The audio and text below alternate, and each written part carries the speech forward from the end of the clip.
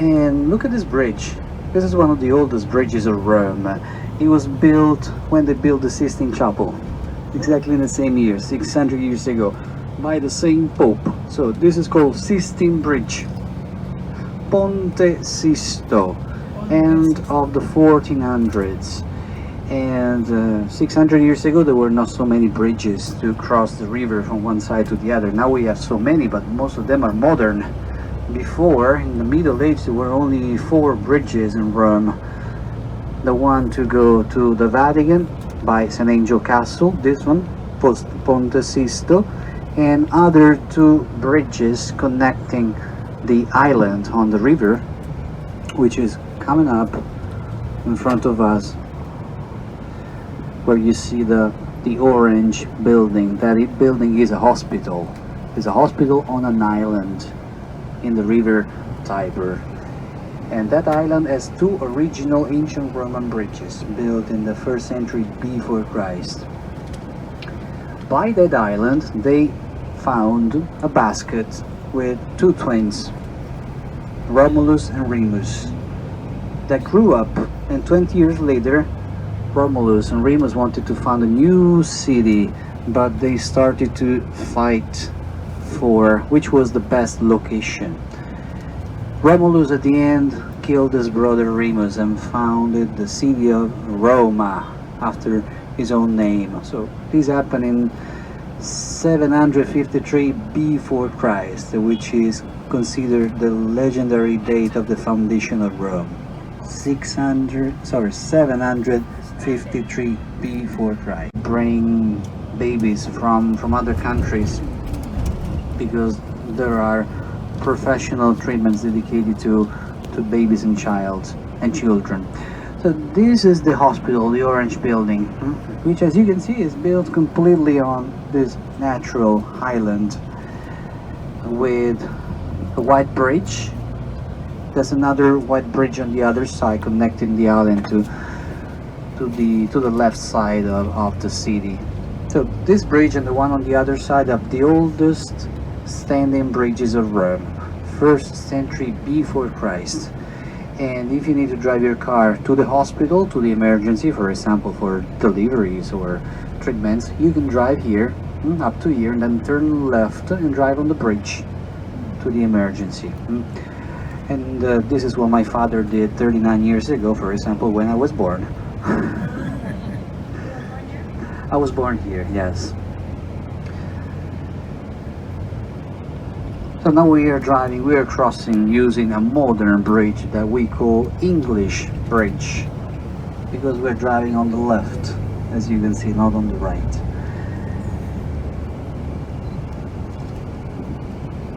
And look to the left, look at the big square dome. That is the synagogue of Rome, which is in the middle of the Jewish neighborhood. Rome has the oldest Jewish community in Europe, since the first Jews that arrived in Rome in the 2nd century before Christ, and they still live here in Rome, many of them still in the Jewish neighborhood, which has a modern synagogue.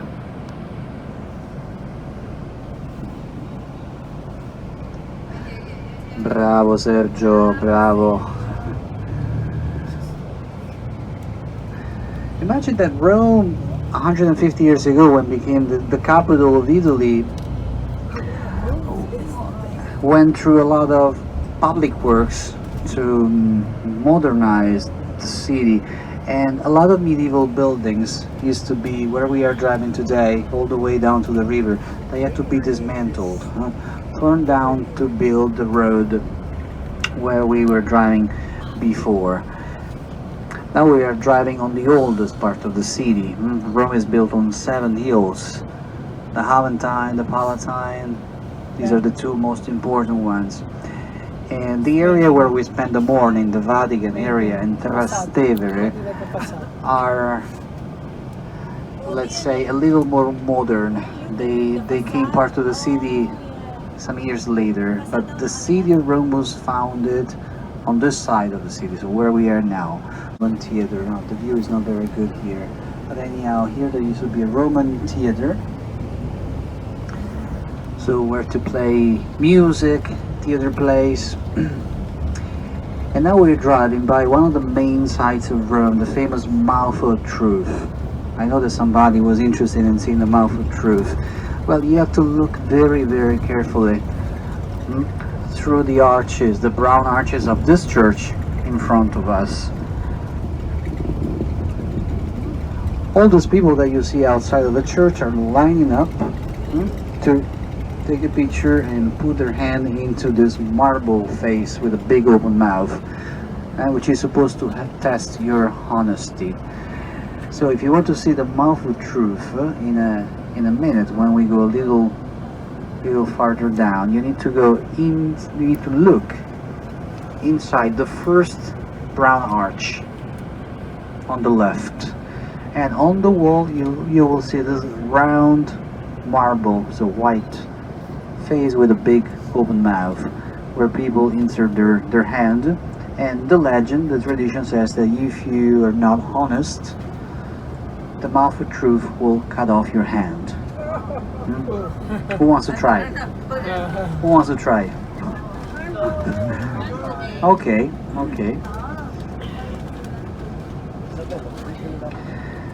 Is that just? I couldn't see it. It's one of the main sites, especially for Japanese people, because Roman Holiday is very popular in Japan, the movie. So Japanese tourists in Rome desperately want to see the Mouth of Truth. On the way to the Cathedral of Rome, we're going to see some interesting sights, magnificent sights. Look on the left, my friends, please.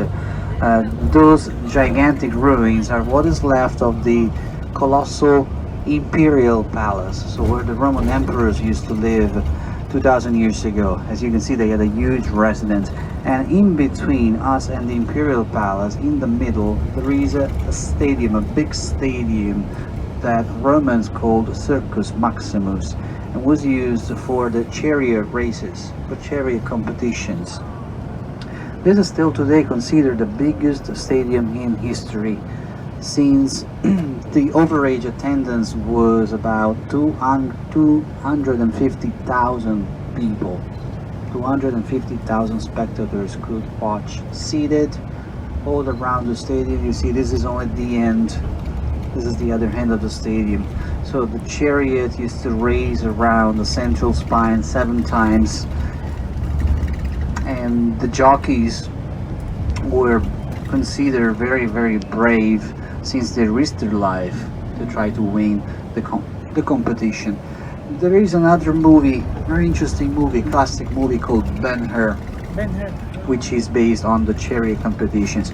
Look again, please, on the left. You can have a total view all the way to the end of the Circus Maximus, so you can see the square dome of the synagogue and even St. Peter's Dome right at the very end, and the Vatican.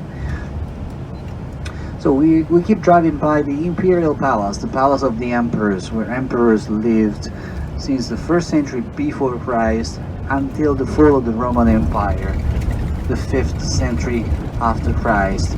So this palace was huge. It had hundreds of different rooms decorated with fantastic and colorful marbles, mosaics and frescoes.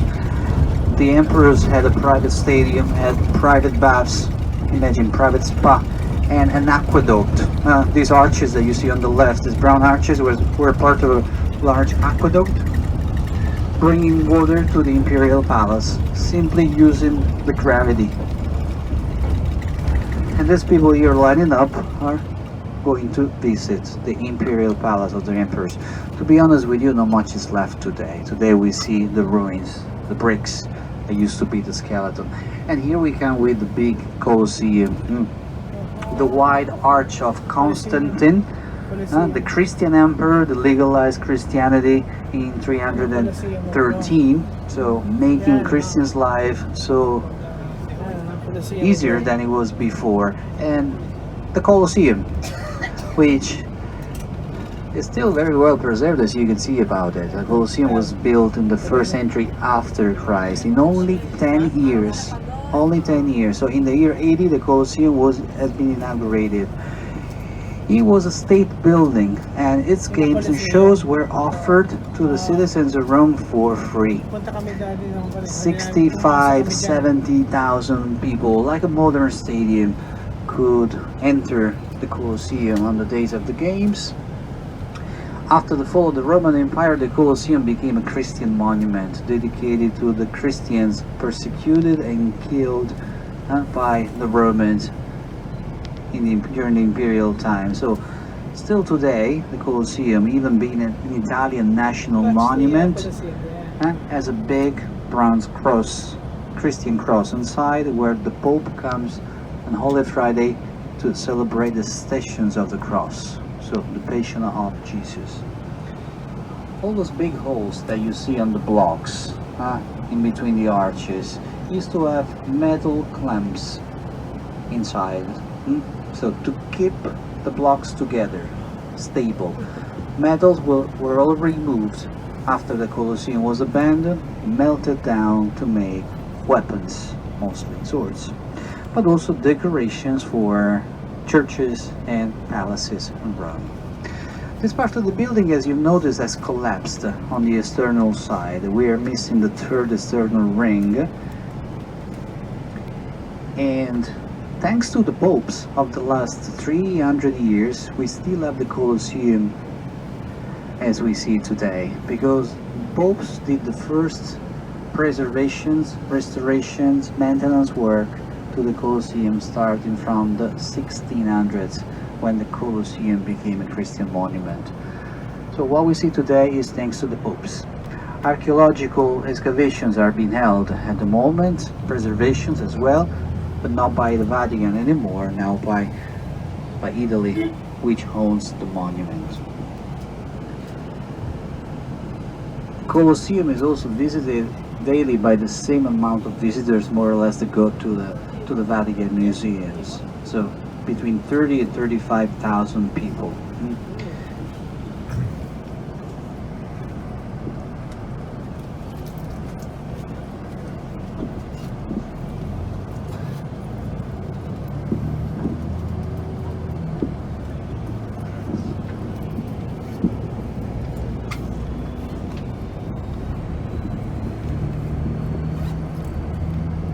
In the morning we saw the residence of the popes in the Vatican City, which today is an amazing